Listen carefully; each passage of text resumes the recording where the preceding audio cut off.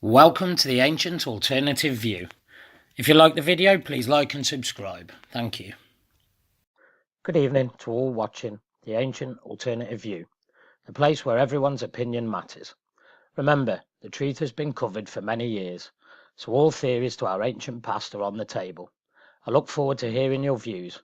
Please like and comment below. Human ancestors first set foot to the interior of the Qinghai Tibetan Plateau around 30 to 40,000 years ago, according to new research by scientists from the Chinese Academy of Sciences. This new finding moves back the earliest data of habitation in the interior by 20,000 years. The research team was led by Dr. Zhang Zhaoling and Professor Zhao Jing from the Institute of Vertebrate Paleontology and Paleoanthropology. Their study, published in Science, was based on investigations in the Near-Divu, the oldest and earliest Stone Age or Paleolithic archaeological site known anywhere in the world. The archaeological achievement is a major breakthrough in our understanding of the human occupation and evolution of the Qinghai Tibetan Plateau, as well as larger-scale prehistoric human migration and exchanges. It capped 60 years of effort trying to find evidence of the earliest human habitation on the plateau. The high altitude, atmospheric hypoxia, cold year all-around temperatures and low rainfall of the plateau creates an extremely challenging environment for human habitation. Archaeological evidence indicates it was one of the last habitats colonized by Homo sapiens. Today, the Qinghai Tibetan Plateau is the third least populous spot on the planet.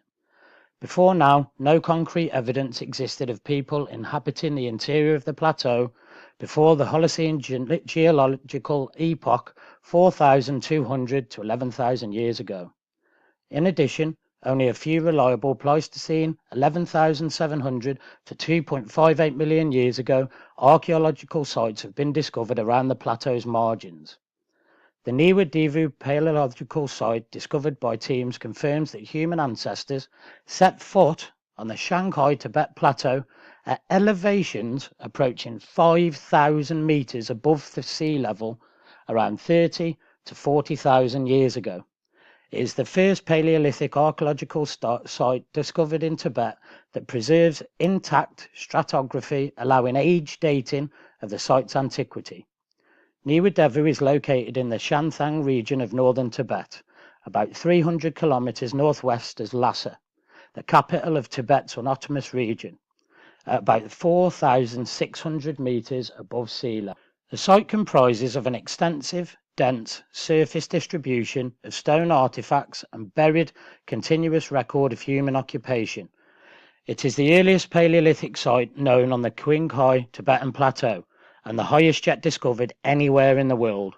Before this date, the earliest archaeological record of high-altitude human activity was from the Andean Altiplano at about 4,485 meters above sea level.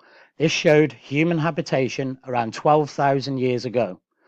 The discovery deepens considerably the history of human occupation at the Qinghai Tibetan Plateau and the antiquity of human high altitude at minus 4,000 adaptations.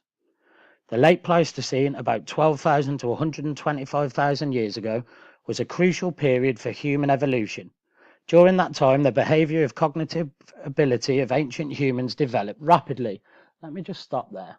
Developed rapidly. I wonder what on earth enabled it to develop so rapidly during that period, but that's for another video.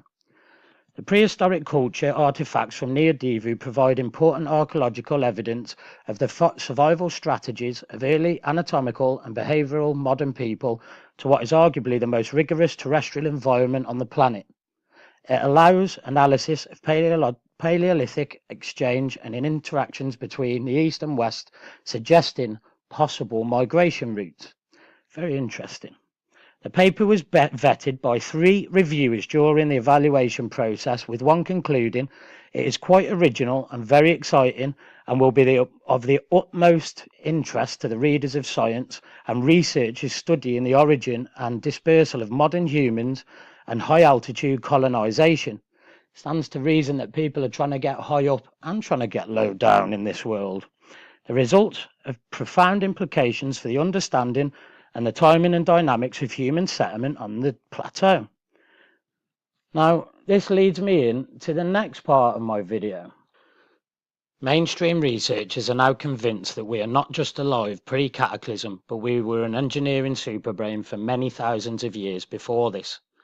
Evidence suggests that pre-Cataclysm civilizations not only existed, but they were aware of the forthcoming and imminent events certainly coming in accordance to their superior star and universal knowledge that they prepared for this for many years. I'm not just talking about ancient Egyptians either. There was many cultures all around the world that did this. Some examples in China, some examples in Turkey, 18 stories below the ground.